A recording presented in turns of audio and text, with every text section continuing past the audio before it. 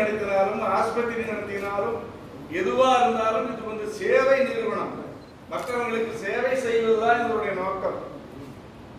ஆகவே இந்த சேவை செய்வதற்கு எங்களுக்கெல்லாம் நீங்க பணித்திருக்கிறீர்கள். இதுவரையில் நான் சுதந்திரமாக இருந்து இப்பொழுது சுதந்திரம் பறிக்கப்பட்டிருக்கிறது.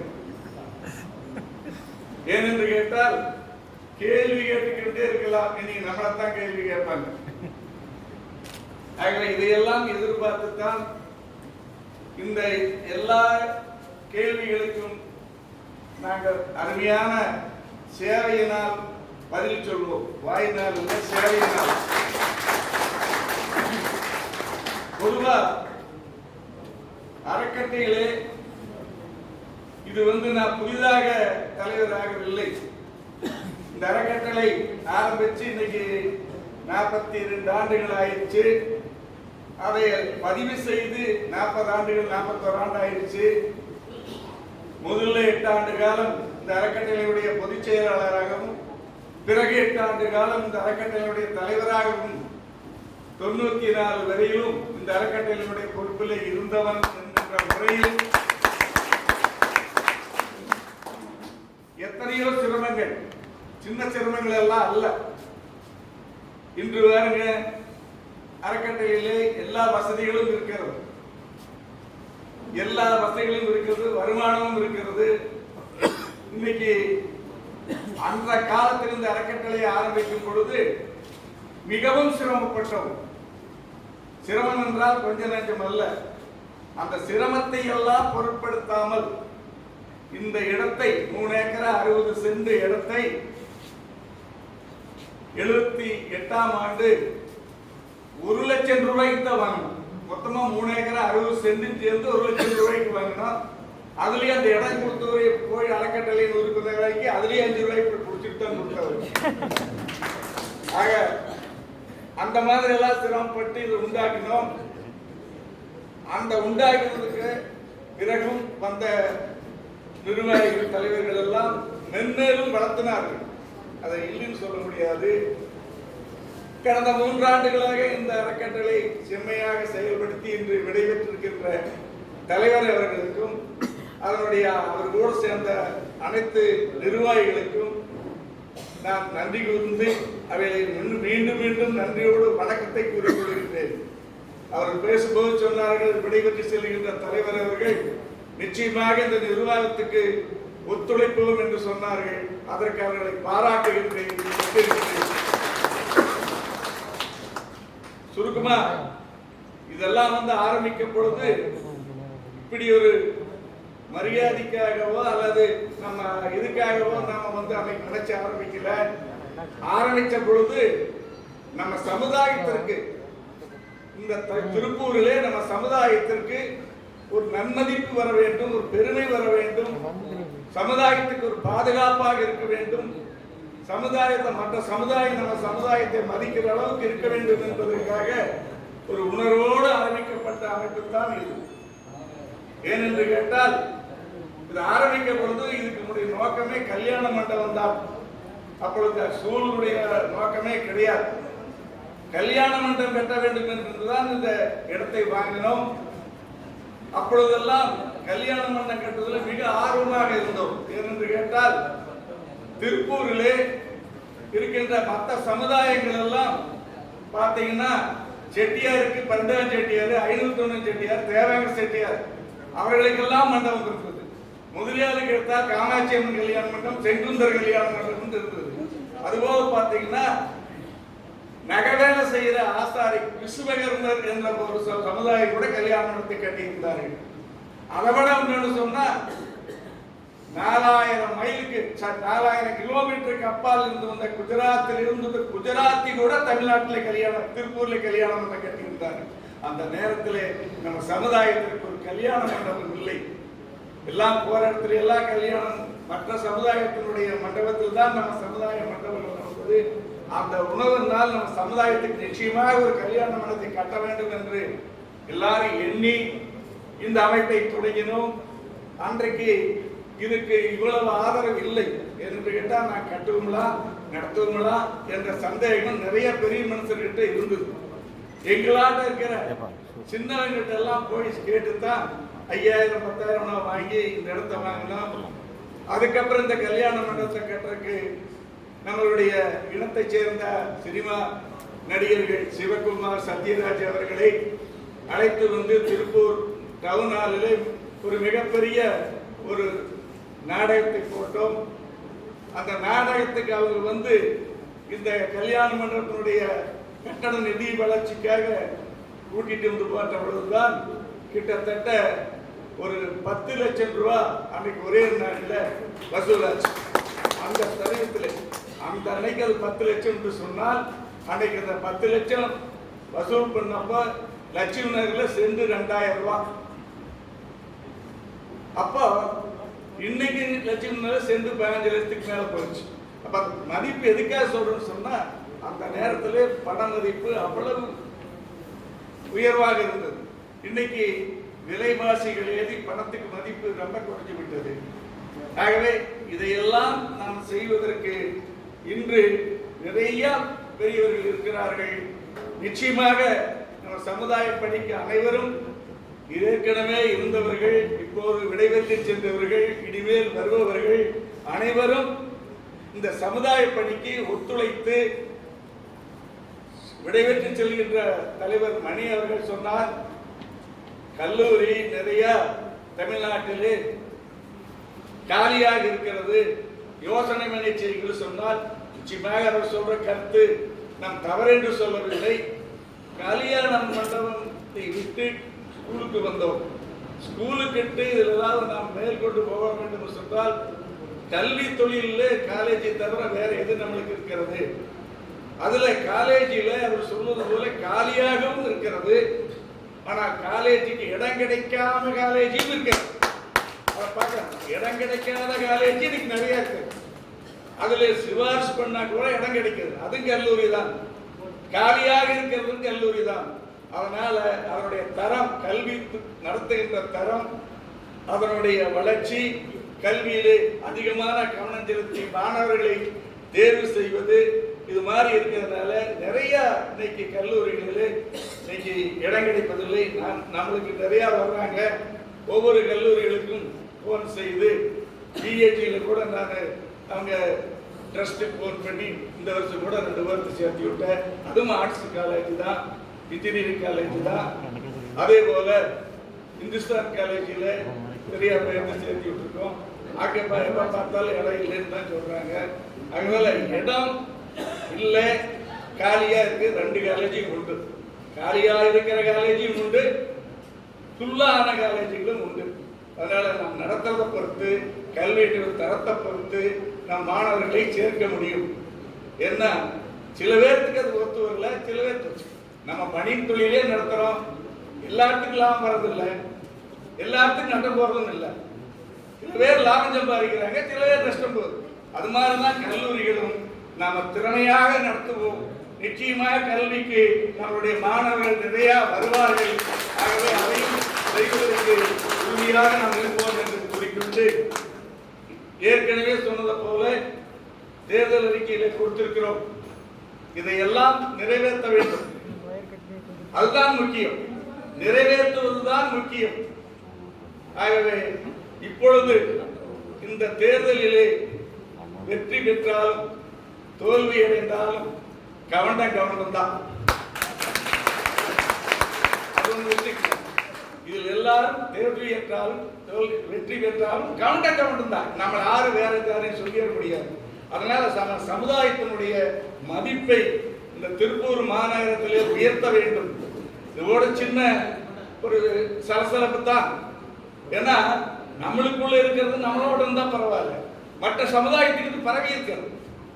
மற்ற சமுதாயத்துக்கு திருப்பூர்ல பரவி இருக்கிறது. இந்த கவுண்டர் 2 பேர் போட்டி போடுறாங்க, இவங்களுக்கு ஒற்றுமை இருக்காது, இப்படின்னு மற்ற சமுதாயம் பேசுறாங்க.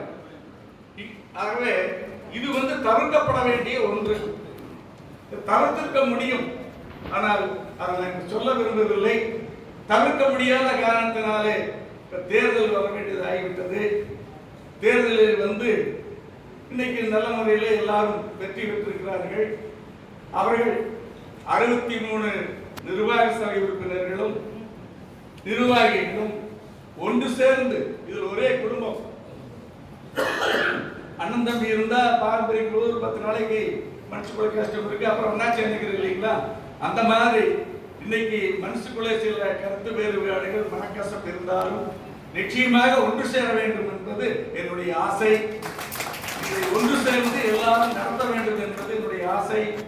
ஆகவே வந்திருக்கிற நிர்வாகிகள் அனைவரும் ஒன்று சேர்ந்து, இது ஒரு குடும்பம், குடும்பத்திலே அனைவரும் ஒன்று சேரணும். இது கூட்டு நிறுவனம், இது ஒன்று தனியார். நான் ஜெயிச்சோன்னு என்னுடைய நிறுவனம் ஆயிரம் கூட்டு நிறுவனம். கூட்டில் இவங்க எல்லாம் பார்ட்னர்களாக வந்திருக்காங்க, நீங்க எல்லாம் அதில் டைரக்டர்களாக இருக்கிறீர்கள், பங்குதாரர்களாக இருக்கிறீர்கள். அதுதான் அவருடைய அர்த்தம்.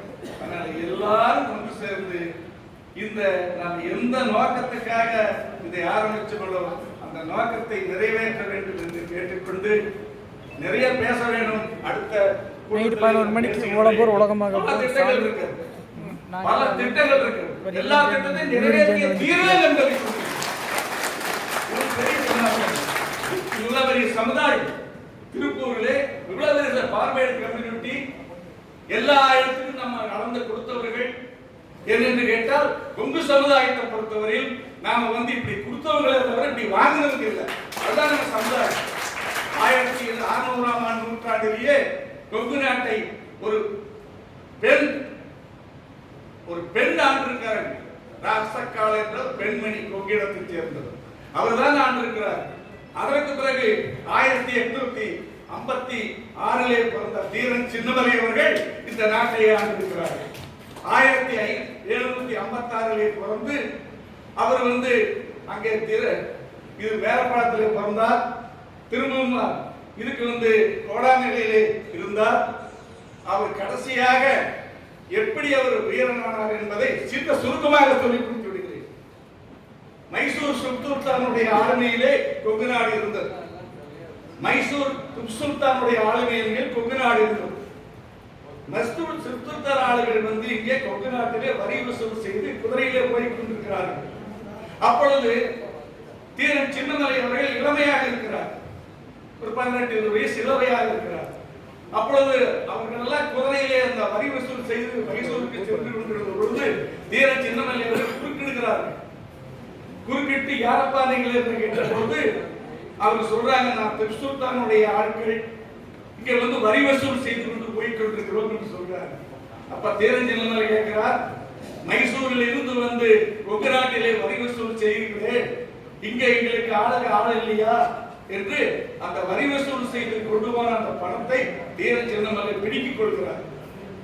அப்பொழுது அந்த வீரன் அந்த மைசூர் சுல்தானுடைய வீரர் கேட்கிறார்கள், எங்க மன்னர் போனால் அந்த பணத்தை கொடுக்கிறது யார் என்று கேட்பாரு, நான் என்ன சொல்லுவது என்று அந்த வீரர்கள் சின்னமலை கிட்ட கேட்கிறாங்க.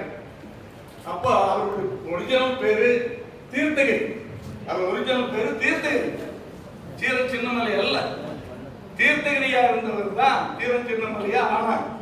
அப்பொழுது அவர் கேட்ட பொழுது தீரன் சின்னமலை தீர்த்தகிரி என்று சொல்றார், உங்க மன்னர்கிட்ட போய் சொல்லும், சென்னிமலைக்கும் சிவன் மலைக்கு இடையிலே ஒரு சின்னமலை பிடிக்க கொண்டார் என்று சொல்லுகிறார்.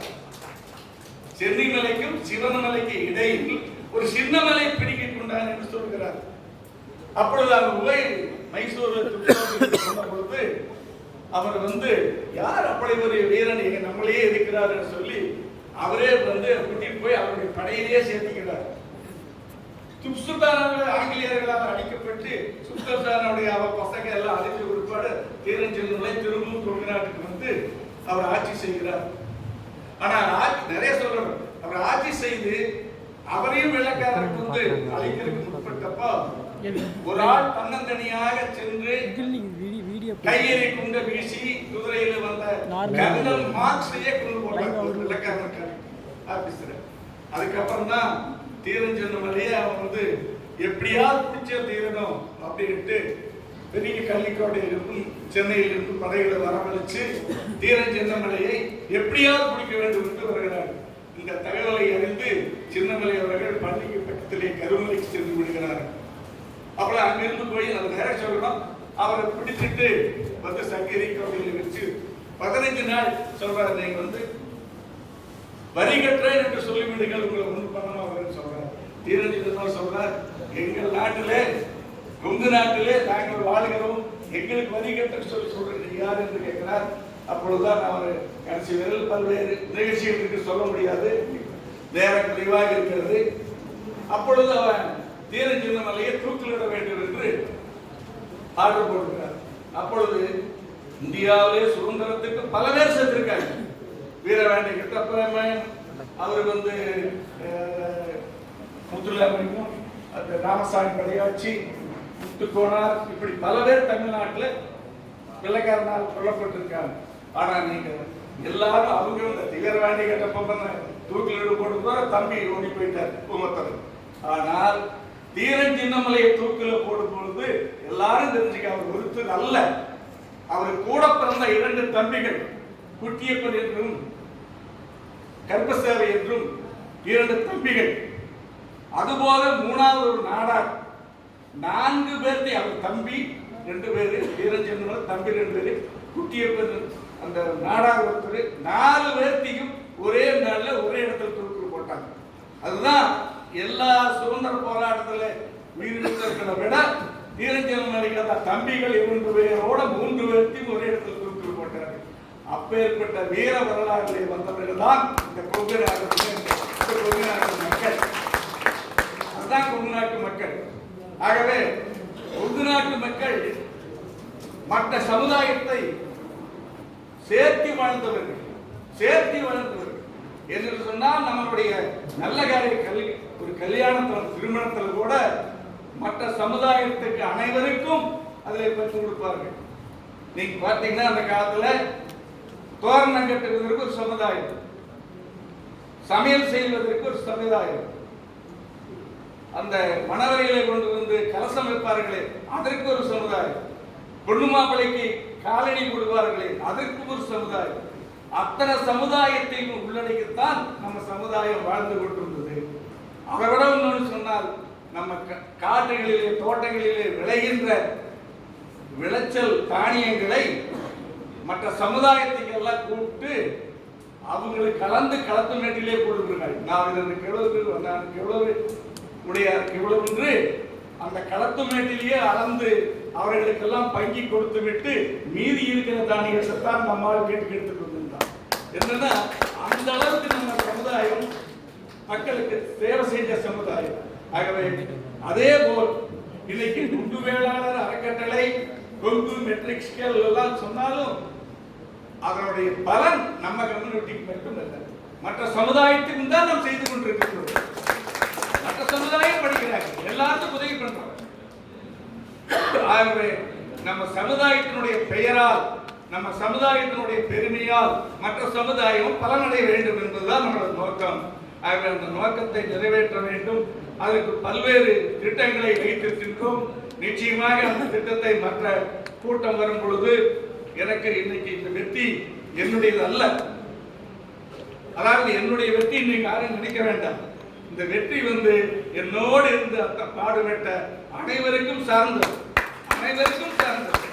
இதை எது செய்யும் போதும் அனைவரும் சேர்ந்து செய்ய வேண்டும், அனைவரும் எனக்கு ஒத்துழைக்க வேண்டும் என்று உங்கள் அன்போடு கேட்டுக்கொண்டு, இன்னும் நிறைய பேசணும், நிறைய வாய்ப்பு வரும்போது உங்களுக்கு இன்னும் விவரங்களை எல்லாம் சொல்லுகிறேன், திட்டங்களையும் சொல்லுகின்றேன் என்று கூறி, நமக்கு இந்த தேர்தலிலே இந்த மாதிரி ஒரு போட்டி வரும் என்று சொன்னால் நிச்சயமாக நான் நின்றுக்க மாட்டேன். இன்னும் சொல்றேன், மனத்தை தொட்டு சொல்றேன். ஆனா சந்தர்ப்ப சூழ்நிலை நம்மளை போட்டி போட வச்சுட்டாங்க. நான் மனம் துன்பப்பட்டு இருந்து இன்றுதான் ஓரளவுக்கு என்னுடைய மனம் நிம்மதி அடைந்திருக்கிறது என்பதை சொல்லிக்கொண்டு,